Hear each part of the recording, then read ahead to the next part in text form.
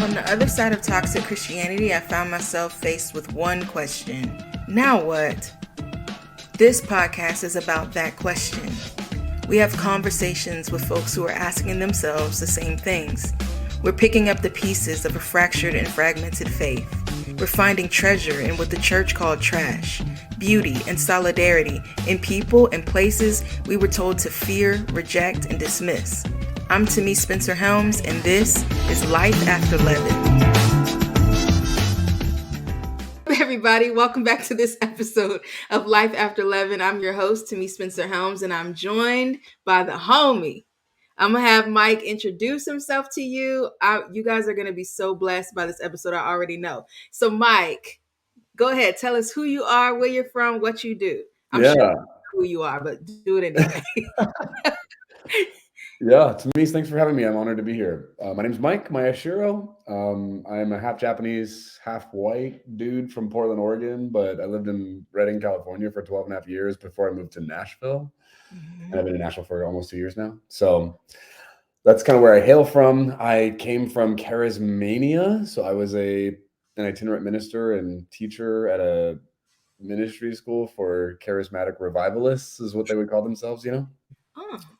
And then I also came out as gay at the peak of my career in the midst of all that. So that was a big dramatic event that required a lot of adjusting and learning and surviving and running and whatever. So I've been deconstructing my theology specifically intensely since then.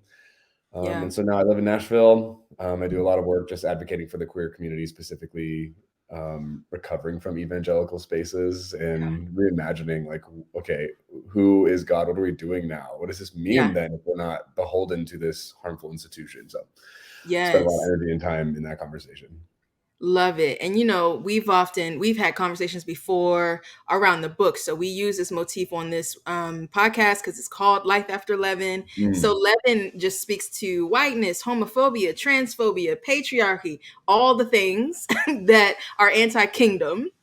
Anti-people, yeah. Anti-people. We're calling that 11. And so the first question I ask all my guests when they come on the show is, what was life like before in your faith, before you unleavened, and after? Tell me a little bit about that story. Great. Well, listen, life was awesome.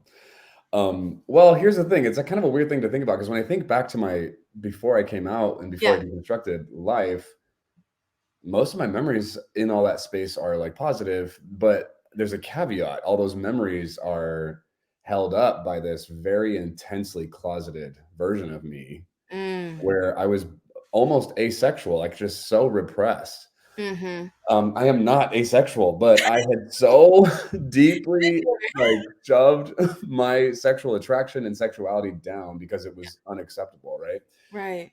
So I miss being certain about everything I believe, right? That was so convenient and nice. And you're just knowing what was going to happen after people die and who was going to go where and what I was entitled to and who the enemy was. All that stuff was so clear and pronounced and emphatic. And so that was really simple, it just really simplified things. I miss that. I miss the simplicity and the certainty. Do I regret leaving those things behind? No, God. But that was such a simpler existence, Yes. So that was like life before. I'm sorry, I'm going to use this term. I want to use it correctly. Before I unleavened, is that? Yeah. Okay, great. I totally get the analogy. I'm just not sure how to talk about it in modern terms. Oh, good. So there's that. And then also, I really enjoyed being a Christian celebrity. It was really fun, getting invited to travel all over the world and speak and be in green rooms and meet the who's who and get to minister to people. That was super fun. And man, just getting to be the person with the microphone and taking a room somewhere. I still actually I hope to do that again, but the way that would happen is going to look so different because there's so much supremacy in my theology, right? And the way that, especially coming from Bethel Church, that was such a pronounced version of supremacist theology. Yes. We knew better than everybody. And people at Bethel wouldn't say it like that, but that is our attitude. And that's the way that we showed up in the world. And we were invited all over being those people, So Yeah. There are parts of that were really fun. They can't be fun now that I know better, right? And now Yeah. that I've like learned, like I can't Right. enjoy those things like I did. But back in the delusion when I was still plugged in the matrix and still sucking on that blue pill, like it was really nice. So Mm-hmm. that's what life was. I mean, I don't know if I'm answering the question, but that's kind of my Yeah. answer. Is it was kind of like that, you know? Oh, it does answer. Yeah. Okay, yeah. But and also I was this is awkward. I was gonna say I was single. I'm still single, but I was single and like had We're no trying to options. fix that. No, I had no like potential or like there was no prospect that I could even consider that I would be attracted to because I wasn't allowed to be in demand. So that Mm-hmm. was like also a big part of the leavened experience. Yes. Right? Yeah. And Mhm. so then, like, coming out of that, like, the thing that led me into my deconstruction, which I think we're saying unleavened my Mhm. Mhm. faith, right? Yeah. Was like spearheaded by my coming out journey, right? Like, I came out as a gay person in the middle of being a Christian minister, and that was my platform and my career and my brand and my reputation. And Yeah. so that was like a lot to have to navigate. And as I did that, the more backlash I experienced from especially Christians, maybe Mhm. specifically Christians in the church, Yeah. the more I morally and ethically was compelled to have to keep looking at what we stood for, what we believed, what we were representing and bringing to the world, because I was all of a sudden becoming the target and the victim of really hateful Oh, yeah. beliefs and arrogance and ignorance and bigotry, and was so awkward. I was like shocked at the things that people would say to me and the reasons behind it. And it was a kind of a mind job because like I understood on some level, like I spoke the language, I understood the culture. So it's like in some ways I got why or how, but Mhm. because of how much humanizing I had done for myself in the coming out process, I couldn't accept it. I'm like, this is insane. And so Mhm. that drove me back to the texts, right? Like looking at Yeah. what is this book actually saying and where did we get this and how did we get here and what does this actually mean? And Yeah. so now the unleavened version of my life sucks. I'm just kidding. That's not true. It's difficult. You know what I mean? There's a Yeah. lot more It's hard. opposition over Yeah. here. Yeah, it's there. I don't get to like just chill on an island anymore. I got to paddle. Like there's work involved. Yes. I'm honored and I'm thankful. I wouldn't change anything about the choices I've made, but it does suck Yeah. that the people who, from my perspective and vantage point, the people who are doing honest, integrity-filled work regarding theology and being a Christ follower, Mhm. um, are in a really strange intersection of like this whole institution that doesn't support us, but then the people outside the institution like don't want anything to do with the things that we value and believe and care about. Exactly. Right. So you're kind of stuck between a rock and a hard place in some Yeah. ways. And so that's like my everyday. I wake up and go to sleep in that kind of a context. And that's a choice I'm making, right? I could easily just grab the atheist label and walk away and really function in that space. But the reality is like I'm not an atheist. That's not true. I don't, that's not my experience. Mhm. And so now, like, I get to toe a lot of lines. I get to be a gay person who is a follower of Jesus, who believes in God, but has deconstructed so much. And there's so many things about what we would assume are Christian orthodoxy that I actually don't agree with anymore, that I don't believe. I'm like, that's actually gross and harmful and archaic and dehumanizing and not okay. Mhm. Um, but I still think Jesus has something profound to bring to the table that we Absolutely. can't just throw away. I'm like, no, this matters quite a bit. And Mhm. I'm also deeply convicted that God exists, and that they're a person, and that they love us in Mhm. a terrifying way. Mhm. And so now, like, I'm laboring quite a bit to continue to find better and better language to Yeah. describe my perspective, my experience, my convictions, and speaking to a world that I think is looking for answers, but has a lot of prejudices, offenses, requirements, and refusals. Yeah. What does it look like then to participate? And so anyway, it's like a lot of that. That's Yeah. probably how I answer that question. Woo. Okay, first of all, bars. All of it is bars. Bars and flames. That's gonna be the name of this episode. I Nice. have so many different avenues I want to go down and talk to Yeah. you about, and I'm like, okay, let's just do another podcast with. Um. So, okay, so maybe I want to go here because you talked about my favorite person, Jesus, Joshua Yeah. the Nazarene. Mm. Um. So here's the thing, like what I'm noticing as I'm hearing you talk and as I'm in conversation with other folks is that like it feels like a very interesting time to be alive because we're having to kind of build theology in real time. Yeah. Have you felt that? Like Yes. Absolutely. It's It's like crazy. it is very exciting and scary. And I think that the queerness, like I think obviously I believe that the queer community is the next baton of like kind of open like the Reformation in the church. But I Yeah. feel like what's so interesting to me is like there isn't anything that we've like necessarily inherited, right? That we're building on. Like we're trying to like stay alive and Yeah. Yeah. build this theology like while we're trying to like function and stay alive and in our right minds. Like, can you speak to that a little bit? Like Oh, queer theology and all of that. yes, absolutely. I totally agree. No, that's a thing. I'm speaking at a church locally here in Nashville this Sunday for Pride Weekend. I don't Awesome. know when this is going to air, but like at the recording of this, Pride Weekend's coming up. Yeah. And we're talking about pride. And the pastor basically wants me to tell my story and kind of share why pride matters or why it's important. So I went on a walk this morning and just like processed and prayed and meditated and was like thinking through that, and that feels really relevant to this space. So like a big part of, I agree. I think when you said like the queer community is who the baton is going to, I'm like, I think that's true. I Mhm. think the queer community is hosting imagination that all of humanity needs. Like, and we're doing this because we've had to, right? It was a survival response. Like we're doing this to like exist. And Mhm. so there has been so much labor that has gone into this effort by people like us, Mhm. again, out of necessity, but that has been forced to reimagine what the H it even means to be human. What does this mean? What does it look like? What are we allowed to do? What do we have to do? What can't we do anymore? Right? There's been a lot of like gritty, honest wrestling there. Mhm. And then those of us in the faith and theology spaces, there's a whole other layer to this, right? That we get to pull into and like navigate and wrestle with. Um, I I think so. We just think about pride as a general ethos and like movement in our culture. I think that pride actually is more than just the queer community, although obviously it centers and elevates queer people, and I think that's beautiful and important. I think the reason that matters is not just to recover the humanity that's been so beaten down Mhm. for us, but also for all of humanity. Like we are hosting, we are embodying ways of being in the world, conversations that we're having, choices we're making, risks we're taking, authenticity that we're demonstrating, Mhm. that is actually brokering freedom for everybody. Right. Challenging and contending all kinds of restrictions and limitations and judgments Yes. that are unjust for humans, not just queer people. And so we're kind of pushing the envelope. And you know what's also interesting about this that came up for me is I've got a neighbor here who's a, what's the right word? Not a psychologist. Psychiatrist? Psychiatrist, thank Yeah, you. that's a smart one. He's a psychiatrist, he's gay, predominantly works with trans kids. Mhm. And he kind of, we've talked about this a bit, and he's opened up some of my perspective here. And I think this is so true.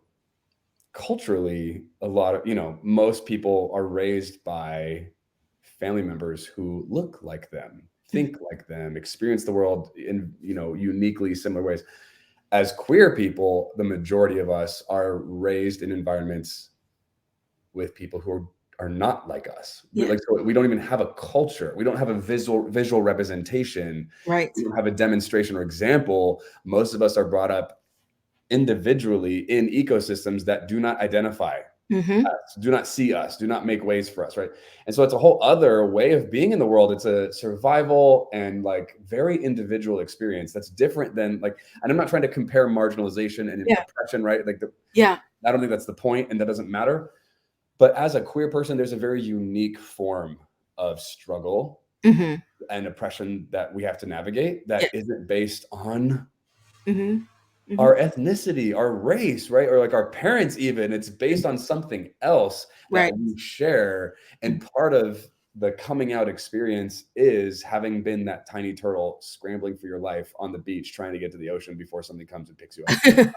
Like that's something we all share. A lot of us, most of us probably, right? So I think in all that, like we are having to face depths of ourselves that I think most people don't have to Mhm. because of privilege, right? Because it's not required of them. And so who's going to Right. want to do like if we didn't have to do this work, we wouldn't have done it, right? Probably in all fairness, because it's exhausting, it's terrifying, Mhm. it's isolating, it's really lonely and painful. Yes. But because we don't have a choice, right? Right. Because we can't just opt out of being us, we keep going and we find this resilience and we discover new ways of like being us and creating new systems and spaces that are way more compassionate and Yeah. humanizing and considerate of what it might mean to be a person. And Yeah. our queerness just happens to be the catalyst. But I don't think that's the end all be all. I think that was the entry point, right? And I'm like, we haven't even seen where this is going and what's going to happen because of all this, right? Like, and in a lot of ways, queer people are going to be paving the way. Like, Yeah. we're going to be answering the questions and like providing the clarity. Like, yeah, that doesn't make sense. Here's why. Let me list all the scars that I've gotten from the thing you're suggesting. That Yeah. can't work. That's not how this is going to go, right? And Yes. so there's like a lot of divine wisdom coming from this limping rainbow crew that Yeah. have gone up onto the scene and are starting to like unify and gather.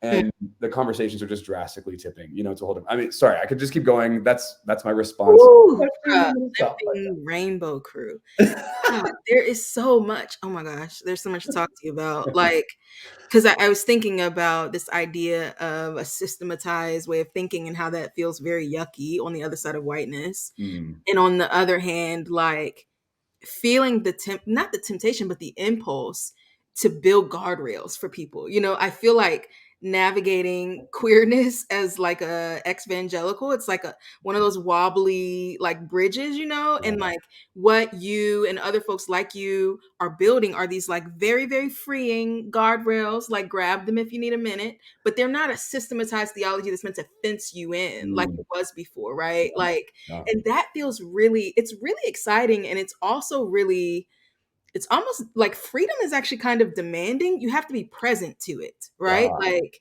the natural bend is not towards freedom and liberation. It's like you feel kind of pulled towards like systems and like safety and like, and it's almost like the weariness and the joy it reminds me of Jesus, because it's like you're having to, like, for instance, like I don't even think that the Jews had like systemized theology the way we would think of it, but he's in real time using like plants and dirt and like your farm animals to like help you understand what God is like and how to live in light of that. And that feels so special to me. And it also says of Jesus that like that he's like a man of sorrows, but then also like filled with joy beyond all companions. So it's just this weird tension that makes me be like, oh my God, like Jesus is queer. like the way Jesus moved. I mean, obviously the incarnational stuff, right? Like how are you God and man at the same time? That's very queer.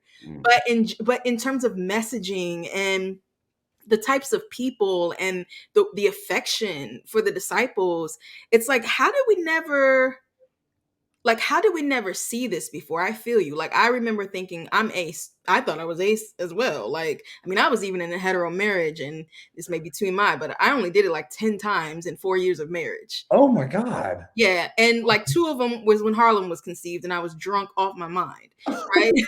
So like that's really the extent of like sexuality. And I know that that's something that I want to touch on in this season, because I think I would love to hear from you about like, first I want to hear your coming out story, but then I want to hear about like how have you navigated like breaking out of purity culture as it relates to dating and things like that. Like I'd love to hear you speak on those two things. So like what happened?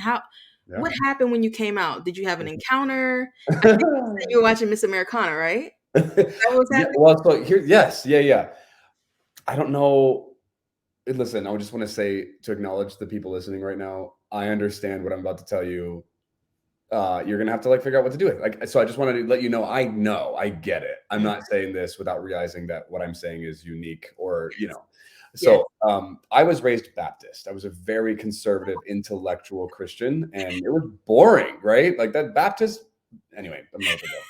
But I just I had done the thing so many times, and I was like, what is this all we've got? Like, what else are we, you know? And then when I was 18, in my experience and perspective, I met God, and it ruined my life. I had no idea you could know God, and I had no idea that they were available in that way. And it was an intensely emotional experience. And I don't think, because as I continue to look back on what happened in these, because I've had multiple experiences like that, I think a big part of why they were so emotional and why there was so much grief that would come up in the midst of it It's because the theology I had and the way that I was taught to see God was so broken and dysfunctional that when I actually met God, it was incompatible. It was not a peaceable exchange. I was breaking, right? Every time. And the more I encountered God, is the language I would use, the more capable I was to stand in that space and not be ruined, although I was ruined every time. I just noticed like my ability to comprehend our exchanges grew over the repetition, right? So the first time I met God, it was deeply emotional, but I also like didn't get a ton of information. It was mostly like, oh, this person exists, which I believed, but like all of a sudden, knew in some way, right? There was an experiential knowledge there. They loved me. They were scary humble, were there to serve me. And I have been so arrogant in this relationship. It's like my takeaway, right? That was me limping from that experience. The second time was probably the most dramatic and life-changing. I don't even know if that's fair to say. But anyway, the second time I encountered God, they told me they wanted me to be gay. It was all about my sexuality. And I was shocked. God wasn't allowed to say that to me, right? Like that broke the rules. That was like not true. Or the Bible, my theology, like I said, was broken and dysfunctional. So for God to say, like, I want you like this, I'm like, it wasn't just like, hey, Mike, can you just like let it go? Or I don't care. It's not a big deal. It wasn't that. It was, I want you like this. The attitude was almost like, how dare you tell me what I'm supposed to be? How dare you, God wasn't mad at me. But it was kind of that level of like, they weren't negotiating. This wasn't like I don't really care, but I'm kind of curious. It was like I want you this way was the energy, right? So that like was really confusing and liberating, like my spirit, if you will, like experience God's love and acceptance in the most like the most unacceptable place in myself that I'd been taught to hate my whole life. And I felt a peace and a safety and a knowing that I had never had that changed my life. And then I had several experiences like this for the next 14 years that I continued to like beautifully enjoy. And, I would weep and whatever, but I never really told people about these experiences because it didn't fit into Christianity, I guess, is how I say that. Yeah. And then, right before the pandemic, I watched Miss Americana, which is a documentary on Netflix by Taylor Swift. Shout out to Taylor Swift. Yeah, right. I was watching it alone in my living room, and halfway through, she goes off about gay rights and gay people and justice, and she's like so intense and emotional about it. And I had the onset of what I recognized was spiritual conviction, and I didn't understand why. I was like, "What? Yeah. Why now? Why this moment? About gay people? Please stop, no, right?" Because I was still clinging to the closet, like, "Don't take me out of here." And God's like, the light is pulling me out. I'm like, no, because if I left that closet, I'm losing my career. I'm losing my ministry, right? I'm losing my community. I'm losing all this stuff. Yep. But that was the beginning. And then a couple weeks later, I had another experience. This time I was just pacing my living room, like angry because I was like processing through some church pain and like leadership drama I was running into that was really creepy and gross. And anyway, that's a different story. I got interrupted by the passage in Acts 10. Peter goes up on a roof, falls in a trance. So I pulled it up on my phone. Like, I know the story, but I pulled it up to read it. I'm like, what? It was so like present. Like I got interrupted. I'm like, what is this? So I read it, falls in a trance. A sheet comes down from heaven. In that sheet is animals Jewish people aren't allowed to eat. God says, rise, Peter, kill, eat. Right? Here's God. Something that Peter's not supposed to do. And God's telling him to do it. God's like, no, Lord, I've never eaten anything unclean. And God says, don't call anything unclean I've made clean. Happens 3 times. The sheet goes up. Then I stop reading. And the feeling I had, the experience that was coming up for me was the exact same thing I had with Taylor Swift 2 weeks prior. I was like, this is about the gay thing. What the? Because God trying to tell me being gay is okay now? Like somehow it's acceptable now? And I didn't have enough to work with. So I'm like, I'm pushing this away. This felt like dangerous material, right? Like this is illegal. This is contraband. This is whatever. 3 weeks later, I'm in the woods behind my neighborhood again, just like processing a lot of anger and pain. And I was actually physically yelling to the trees and like to God. I was so mad. And the same thing happened in the midst of this very honest experience. A passage in a couple of the Gospels. I know the story, I know the language, but I pulled up my phone just to read the whole thing, right? Jesus rebukes the teachers of the law. You heap rules and requirements on the people without lifting a finger to help them. He goes off about the prophets and their tombs and the hypocrisy of this generation, right? And then he concludes this tirade with, you prevent people from entering the kingdom while you yourselves refuse to enter. And when I finished reading that, Come on. That was the straw that broke the camel's back of 16 years of wrestling with God, of encounters and weeping and repenting and hiding and staying in the closet whilst also hearing the voice of God, and basically being a hypocrite and a coward, and benefiting from my straight privilege because I was cosplaying as a straight man this whole time. Mm. And I'm not trying to like be more on brand here with you, Tamice, but like the reality was I was benefiting from Egypt, right? Because I was part of the empire and I didn't want to rise up and kill the Egyptian for beating a Hebrew, even though I was Hebrew, right? I didn't want to do it. So Moses did what I wasn't willing to. And so all of a sudden in this moment, it like just all came crashing in and I had zero defense. I could not stop the onslaught of conviction and grief and sorrow that flooded my soul. And I realized this was God and I am on the wrong side of this and I can't keep living this way. And so I made a choice. I decided, I'm going to look, I can't just like be gay. I had to like look at the theology, and I had to like, because the Bible was still so important to me and my faith and my religion and all that was still so intact. And the structures that I'd been handed my whole life were still regarded as holy by me at that time. So I couldn't just walk away. I had to do the work. I was like, it felt like Gandalf handing me the ring and I'm in the Shire. It's like, you have to go to Mordor. I'm like, how the hell am I going to get to Mordor? That is so far away. It was how it felt, right? The towers of books and theology and doctrine and years and generations of bigotry. And I was like, how am I going to get past all this? This feels impossible.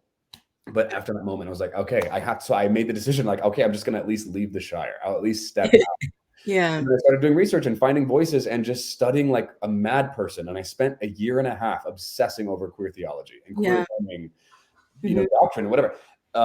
And that was like life-changing, right? And I was shocked at how much work had gone in, how much work had gone into this and how like a decade at least of like quality academics. Yes. And I was like, what? Like we are so full of crap. Like we are hypocrites. We have not done our due diligence. We have not been honest here. This is embarrassing. Just on an intellectual level, it was embarrassing. And I just felt so like embarrassed. Like this is unacceptable and inappropriate. And all these leaders that I look up to and respect, none of them have looked into this. And they're going to tell me the same stuff. And they think what they're saying is legit. And they haven't even. So that was the whole process and journey. And anyway, so from there, I decided I have to get out of here. I couldn't stay in Reading because my whole environment, my whole community was anti-queer. And I could not give myself the human process and experience walking this out with all that opposition at the same time. So I found a mentor in Nashville who was doing everything I needed and moved over here and got around him and did more of the work and came out and my life's completely different now. Wow. So you came out once you got to Nashville? I came out to a bunch of friends and my family while I was in Reading, and I traveled the country on a few trips. I spent thousands of dollars going all over to have conversations with people in person, talked to leaders at Bethel, had some really painful conversations with them. And then once I'd done all that, then I moved to Nashville. And then because of my public ministry and platform, I felt accountable. Like I have to address this publicly. I can't, so I think about a year-ish being in Nashville, I finally set the date and came out publicly. Maybe not even a year. Like a few months into being in Nashville, then I finally came out publicly here when I felt safe enough and human enough and had done enough of the work that I was ready. And my team was ready. I had people that came with me and then came out publicly. And that was a journey. But Whew. There is like so much. It feels like very biblical. Your story, like God being like, "Okay, when are we going to talk or not?" Totally.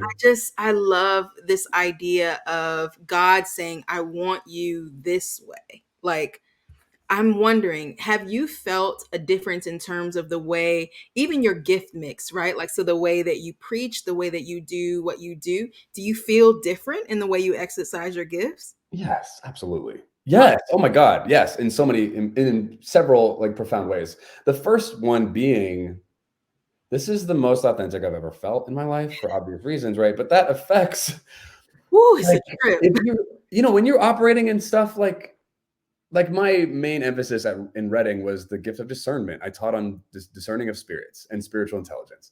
And that's like a really hairy subject, right? Like you're getting into some really shady stuff. Like you're dealing with a lot of nasty things that come up that you're not looking for. You don't want to know, right? So that was a lot of drama to have to sort through. So when you're doing that and then you go through this, the humbling that takes place, And then you look back at how judgmental and dismissive and, again, supremacist you were in your gifting. Like, God, that was like really sobering. Mm-hmm. So I can't talk like that anymore. I can look back at recordings of myself teaching and I'm like, I have to cringe because it just comes across so arrogant. Mm-hmm. And I was celebrated and praised for the way that I showed up in that space. And Same. anyway, God, that's embarrassing to even talk about, but that was the thing, right? So that has changed quite a bit. Like the humility that has been a necessary byproduct of walking that out has changed how I speak and like treat people and address things. It's made me way more human and compassionate. It's Mm-hmm. made me way more available Mm-hmm. as a person. Mm-hmm. And then obviously because of the theology changing, like if you have anything like wisdom Yes. that shows up, all of a sudden wisdom sounds different and goes in a different direction, right? Than it used to. Your theology is drastically going to change your relationship with wisdom. So that is showing up in such a different way. Yeah, it's such big, like those kinds of things are so sensitive and impactful. And people come to you in such vulnerable states looking for guidance, for Yes. counsel, for direction. And they're basically treating you like you have the word of God for them, Mm-hmm. right? And so to like hold somebody in their brokenness, in their pain, in their humility, sorry, their humiliation is probably the better way to say that. Yeah. Yeah. And That's good, speak Mike. to that, right? Like Mm-hmm. that's a really sacred, beautiful honor Mm-hmm. given. And then some of that, I'm like, this isn't mine. Like, that's not for me to give you. Like, and getting to have that clarity and like shifting. Oh, a lot of that. Like, there's been so many changes in those ways. Yeah. Yeah. Golly. Whew. Seriously, so on the podcast, it's totally fine. People who've been listening know this. Like, if something hits me, I just let it hit. Yeah. Like, we're not out here trying to drop mics, even though you are doing bars. Like, we're out here trying to exchange and grow together. Yeah, totally. The things that you're saying are very potent, and Mm. they're filled with God's presence. I can feel the Holy Spirit as you speak. Mm. I'm like trying to figure out where to go. Well, you also asked me like about purity I culture. did, yeah. I'm happy to jump into that too. Go for it. While Yeah, you're, go for that. Yeah, well, I figure out this last So that was like that was a huge thing to have to sort through because I think one of the things that's so malicious about purity culture is it's so deeply personal, Oh, right? yeah. Like when you're a victim of purity culture, you actually dehumanize yourself in very profound ways Mm, that like stunt your capacity to experience yourself, to yes. experience love, connection, intimacy, joy, pleasure, like sex, obviously. Like that's crazy. It's Yeah. such an overreach. It's so violating, and yet still to this day, still practiced and celebrated in evangelicalism. Like that's crazy to me. It is dehumanizing, and not just for queer people. Although obviously purity culture erases us, but Yeah. then dehumanizes both men and women in different ways, and they're both toxic. Yeah. And then forget everyone else that doesn't fit into those categories or in those behaviors or those attractions or whatever you want to look at. However, right? That's all just so restrictive, and so. It's not just like intellectual though, right? It's not just information or theory that you're pulling apart. You're also like having memories and like looking at possibilities that you could not have before. That all of a sudden now that you actually can, and Yes. you're 32 and your whole life you just only ever shut it down or like demonized what you Yes. actually experienced in that space. That is a mind job, right? And so from my experience, and I don't think this is common, I don't know if that's true, but at least the gay people I've talked to, I am unfortunately a unicorn in that like I can't just like hook up. Like that's not a thing I'm into, right? Like I know, me either. I could not do the whole phase. I right. just couldn't. The thing is, like, from the work that I've done, I actually don't judge people for that, Yeah. or who do it, or who currently still actively engage. I'm like, I actually don't feel entitled to Yeah. condemn your choices or your, how you want to navigate. But I personally just don't relate to it. It doesn't feel fulfilling to me or desirable. I've got the whole like, I want to fall in love. I want to be romantically involved with somebody before I'm getting physical, and I can't tell how much of that is purity culture. Backlash and how much of it is actually me, but I don't think it's only purity culture. That's what's like still confusing for me. So I'm still sorting through that. Like, and the only way, and this is something that I work with a lot of my clients in, people who come to me for like consulting and coaching, like, I'm like, hey, if we're going to break this purity culture thing, you're going to have to experience your way out of this, which is terrifying for people coming out of evangelicalism, right? You have to like embody what you think you know or what you think you're not allowed to do. And you have to find out what's on the other side of that for you. Come on. And so many of us who did the good boy, good girl thing, who played by the rules and like just lived in a tiny little box. Like I actually did that. You know what I mean? I was not sexually active for like years of my life. Yeah. Anyway, for those of us who did that, it feels like you're breaking your own code of ethics. Yeah. It's so deeply ingrained and it's been there for so long. And Yeah. I'm like, that's not true. The only way you're actually going to find your own is by having to break some of this. Yes. You know, you've got to choose out of this if you're ever going to know anything else. Indeed. And so that's messy and subjective. I'm not trying to give advice to anybody on how that's supposed to go, but it's a fight, you know, Yes.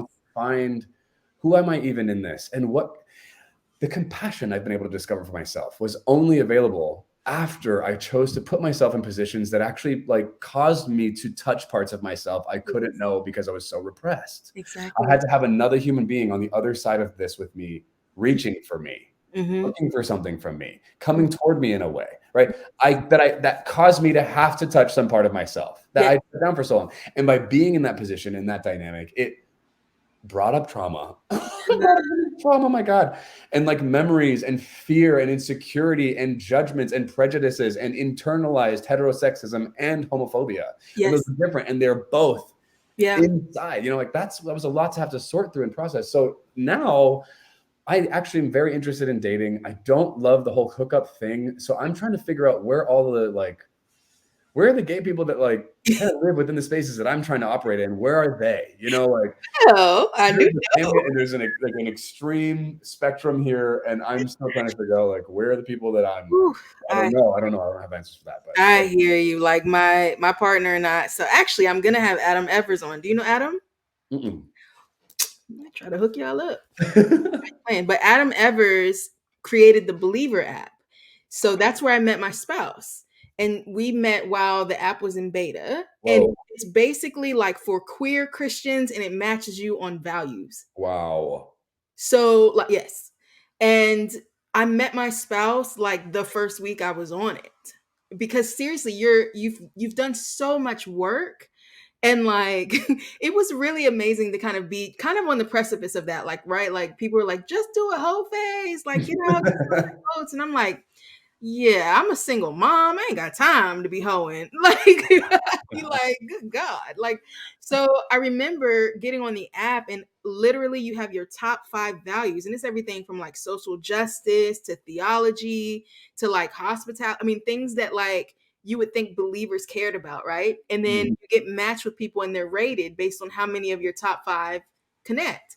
It was amazing. So I'm going to have him on because I think that was such a beautiful idea. And I think that there's an element of that is what you're talking about. It's like, how do you find people? Because I was too gay for the Christian apps, clearly.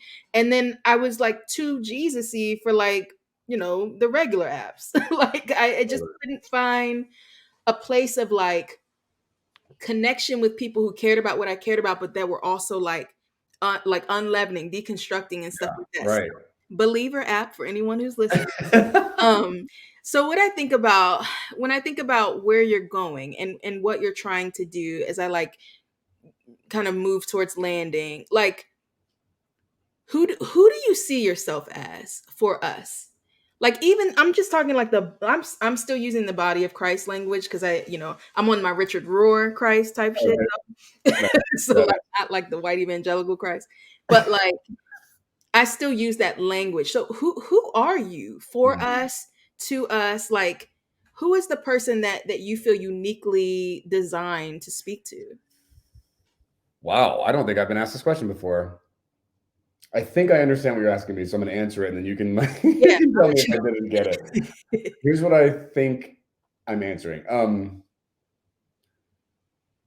I think my contribution or role that I'm bringing to the body of Christ, if that's the context we're looking at, is one, that God is more illegal than we know, I guess is how I'd say that. I want to be offensive on purpose, I guess. Like God does not care about our rules. God isn't flippant or irreverent or disrespectful, but they are not bound by and do not respect our rules, for the record. Which I'm like really thankful for, but man, that's jarring, especially if you're gonna have a relationship with this person. That's a lot to have to navigate. Especially if you like obsess with or worship on accident these rules, and then you meet this person, like you got some work to do. You know, you have shown up to this relationship unprepared. Come on, Mike. Unqualified, if you will. So there's that. So I think I don't even know like exactly how it is I'm supposed to bring this to the table. So I think I'm just doing whatever I can to do the thing. But I think my main contribution here is to acknowledge the Christ in everyone, treat them with the dignity and respect and attention that they deserve. And I guess in some ways this might be retaliation or reactionary on my part, but like attack the beliefs, the ideas, the values that actually continue to keep Christ in the closet that is their life. Like I think God wants out of the closet. God is trying to have a massive coming out experience through us. Come on, Mike. And my hope and goal and reason for striving in this is because I would like to unlock whatever is keeping people trapped in their own closet. Whatever that is, obviously including the queer experience, but like God is so different than what so many of us are representing in the world. And I don't even I'm talking like, let's even go to the deconstructed progressive side of all this. Even those people who have done the work, and like there is still so much to this person than we're bringing to the table. And I'm like, who of us are brave enough, risky enough, are in love enough to risk God? Whew, that there's a word. That's what I'm driven by. That's what I feel compelled by. I feel arrested by this. And so I think everything I do and the words I say, I'm like trying to go to that direction for people and hope that there's like a flip of a switch that's happening, a latch that's being unlatched or loosened or whatever. And like just validating that God doesn't belong to anyone else. They don't belong to you either. Exactly. But they're here. And they're here as you. Show up, please. God dang. Well, say la, my God. I'm like over here looking for a tambourine. God. Whew, I can't ask you no more questions. I can't take I'm sorry. I'm just like, these are like flames. Everybody, this is Mike. You probably already follow him on Instagram. I'm gonna ask you the 3 questions. Lord, I can't even get myself together on my questions right now. I'm gonna ask you the final 3 questions and then have you tell us where we can find you. Is the service that you're doing, is there gonna be a link or anything to that? Yeah. So Grace Point, the name of the church is Grace Point. Is that what you're talking about? Yeah. And they stream on YouTube every Sunday. So okay. Even if they're not local, they can watch it. Yeah. Okay. All right. So the final 3 questions. Yeah. What are you bringing from the rubble? Was there anything worth keeping for you? Yeah. The second question is, what are you binging? So anything you're watching, listening to, eating, reading, tell us that, drinking, I don't care. And then lastly, some words to live by. So in any order, you have the floor. Great. I'm going to probably go in the order you asked. Okay. Because that's the Asian student in me. So what am I taking with me from the rubble? Yeah. Keeping. Well, for one, God. Like I guess that probably applies in a lot of contexts that I find myself in. Like, no, I'm keeping God. Like, because God's keeping me is probably more, So, but I think specifically from tradition, values, beliefs, like this is interesting. There's a generosity in evangelicalism that I don't see out here in the same way that I think is profound and powerful. And I mean, I wouldn't even use the word biblical. There's like this belief that God is going to pay you back on some level is like the language I'd probably use. And I don't love some of the economics of that, but the generosity component I actually think is beautiful. So I feel inspired to somehow keep that.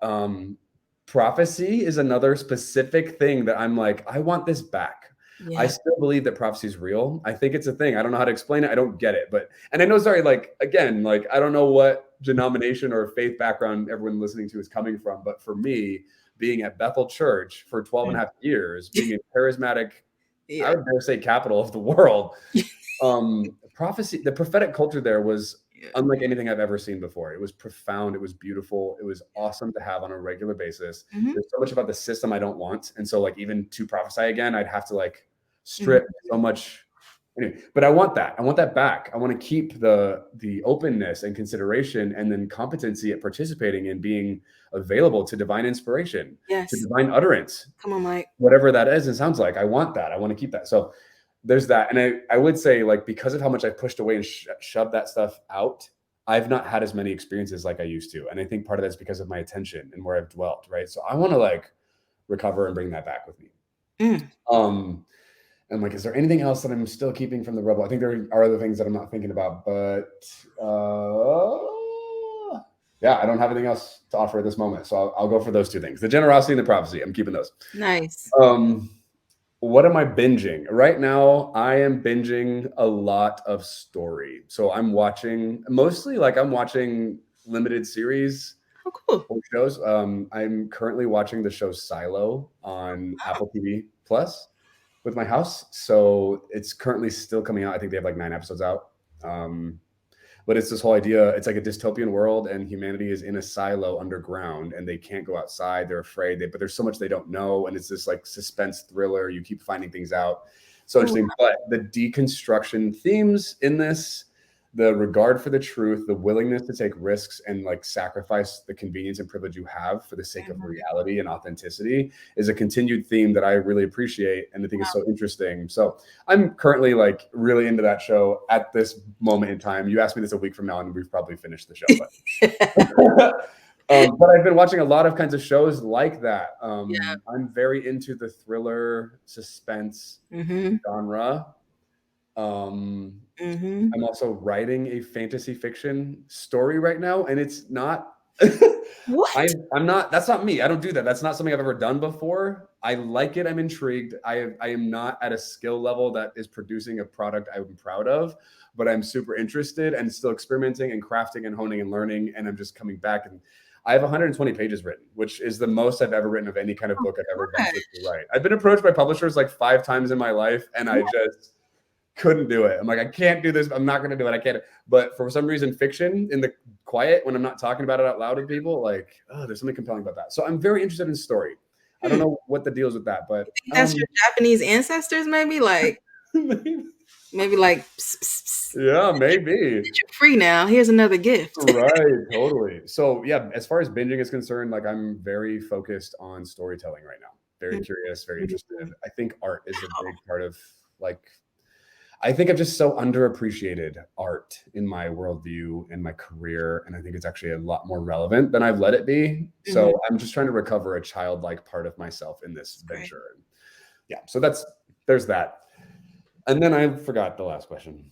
It's the words to live by. So, okay, so the people that are listening, my guess is that these are folks who are either just stepping out of toxicity, who are like sneak listening, step out, and then those who are just friends and fellow co-conspirators and troublemakers. Nice. So that being said, some words of wisdom. Yeah. So for those of you listening to this in the closet and you're not telling anybody about it, we see you. Hi, hey. I was you. I remember. To you, I would say, keep listening. Take as long as you need. Like, poke around, whatever. But here's the thing I would say to that, as far as timeline or acceleration is concerned, and I say this to queer people who are still struggling to come out to themselves, let alone other people. The person who pays for the loss of vitality, the loss of opportunity, the loss of options is you.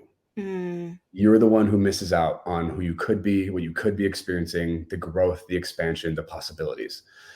So my advice to you would be a question: when's the last time you let yourself be threatened by possibility? And I would encourage you to have that moment again, have that experience, right? Like, what if you could transform again? And the goal here is not to not believe something in particular. The goal is to believe the truth, and that whatever you believe, hopefully the truth you find is liberating for everyone, is humanizing for everybody, is good news, and is justice for all. Hopefully that's what you're moving toward and discovering. So keep listening, keep poking at it, keep being threatened by curiosity and possibility. But like, hey, there's so much beauty on the other side of this. I know we talked about how hard and frustrating and difficult it is out here. And that's true. It is. Freedom demands responsibility. So you're going to have to work harder without all those like beliefs protecting you. But the level of connectedness to yourself, the alignment, the fullness of your own embodied experiences, like that's irreplaceable. That's priceless. Mm-hmm. So worth it, so go. And then for those of you co-conspirators, What's up? first I want to say, hey, thanks for being here. Thanks for doing the work. I know it's not easy. I know you didn't fall here. I know you had to work to get here. So congrats. I appreciate that. I acknowledge your effort. I admire it, respect it. Thank you. My word of wisdom to you is the only way this place is going to quote the Bible, the only way that the kingdoms of this world are going to become the kingdoms of our God. And if we understand that in a non-colonizing, non-dehumanizing, non-white supremacist way, the only way that's going to happen is if you take your place. Mm-hmm. So like learn, study, listen, agree, yay, do that. But is there space at a table you're sitting at that you're not taking up that belongs to you? Mm-hmm. And if there is, like my advice to you is take it up. Mm-hmm. Or whatever that is, whatever it looks like. And the only person who's going to know that is you. You're going to discover that inside. And guess what? I'm like, that's because I think that's where God talks. Like God is the one who's going to be the one to tell you what that is, what the actions are, what, whatever changes, pivots, all the things. So I'm like, are you occupying your seat at the table? Because if you're not, there's consequence to that. There's inequitability that takes place. Inequity that takes place that other people suffer for. So I'm like, hey, part of doing the work is like filling your space in the universe. Take it up. We need you. So get to work. Sheesh. My God. Well, Mike, thank you for being on the show. And the thing is, I want to thank you for your time. Thank you for your just being so transparent and vulnerable with us. And I see the things that people send you. I follow you on Instagram. And so for you to have this much joy, and it's like a feist, but it's very beautiful feist that you have about you that I really am excited to see how we learn from you in days to come. So I really appreciate having you. I'm definitely gonna have you back. I already got a couple of different episodes. But where can people find you if they're not following you yet? Yeah, thanks. Instagram is probably the most dramatic and emotional place to follow me. So I think that's the most interesting. So I'm at Mike Maeshiro. You want to check in my work and the services my team and I provide, or the resources, or whatever those things are. My website is mikemaeshiro.com. You want to check out my podcast? You can find me on Spotify, I think under my name, but my podcast is called Confessions of a Reformer. I also have a YouTube channel, Mike Maeshiro. I'm on TikTok and Facebook. Those are the places.